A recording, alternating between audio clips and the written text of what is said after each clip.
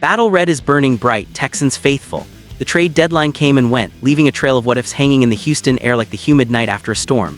You know that feeling, the one where your heart races, hoping for that game-changer to push this young squad over the edge into contention. Whispers from the front office had everyone on edge, circling names, crunching numbers, but one pursuit in particular. It almost lit the fuse on something massive. If you're part of this crew, hit that subscribe button, drop a like, and join the conversation. This community runs on real fans like you. Now, let's pull back the curtain on the real story here. The player who had the Texans brass dialing up the Jets? None other than Breece Hall, the explosive running back who's been tearing up the league since his draft day. Yeah, you heard that right. Houston was in hot pursuit of the former second-rounder, eyes locked on bolstering that backfield amid the chaos of injuries and inconsistencies. But as the clock ticked down to the deadline, it all came crashing to a halt, and the reasons why. They're deeper than just a simple no deal. This isn't just rumor mill chatter. It's a window into Nick Caserio's calculated world, where every pick and every player has a price tag that could make or break the Battle Red Empire. Picture this, the Texans' running game, that vital engine for DeMeco Ryans' gritty, physical style, sputtering at 21st in the league. Joe Mixon, the powerhouse they brought in to carry the load, sidelined on the NFI list, not a single snap this season. It's been Nick Chubb, the veteran bulldozer with 4 Pro Bowls under his belt, grinding it out alongside rookie Woody Marks, a 4th-round flyer who's shown flashes but can't do it alone. Fans in Houston, from the NRG faithful to the tailgates in the parking lots, have been clamoring for that dynamic spark, that guy who can explode for big yards and keep defenses guessing.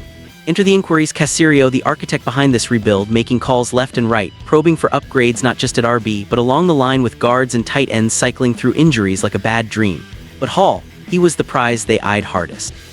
Drafted 36th overall in 2022 by the Jets, the guy's a dual-threat nightmare. 581 rushing yards on 117 carries this year, 2 scores, plus 178 receiving yards on 21 catches.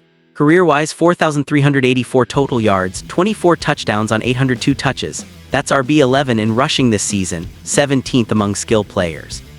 Remember 2023 and 2024, at least 876 rushing and 483 receiving each year. He's the kind of back who could pair perfectly with C.J. Stroud's precision passing, opening up the field and taking the pressure off a young QB in his 3rd year. Houston saw it, felt it. The potential to supercharge an offense that's already got weapons like Nico Collins and Tank Dell, both 3rd-round gems from Caserio's draft board. The call went out to Jets GM Darren Mauji, sources spilling to the Houston Chronicle's Jonathan M. Alexander. Several inquiries, but this one stood out. Conversations started, but how deep? Unclear. What was clear? The Jets weren't budging below a 3rd-round pick for a half-season rental of a guy under contract, but with that post-June 1 designation looming, steep. Caserio, ever the evaluator, weighed it heavy. He's built this roster on draft savvy, turning 3rd-rounders into stars. Bullock in 24 at 78, Noel at 79 and 25, Collins at 89 and 21, Dell at 69 and 23. Why shell out one of those precious assets for a short-term boost when the future's already looking bright?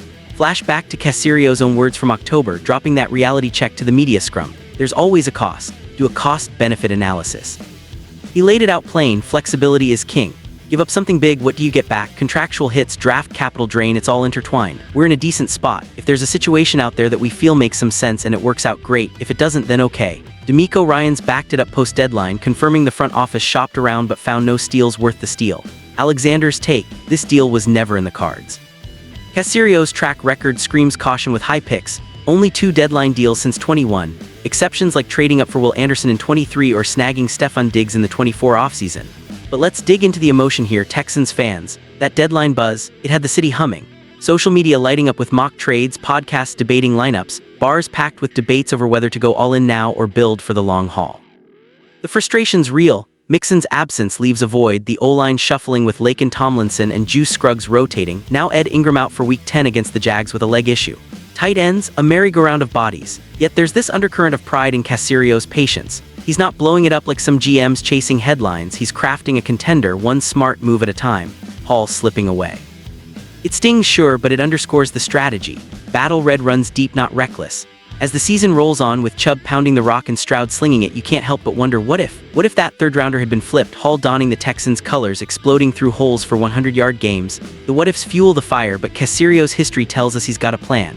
3rd round's his gold mine, he's not parting with it lightly.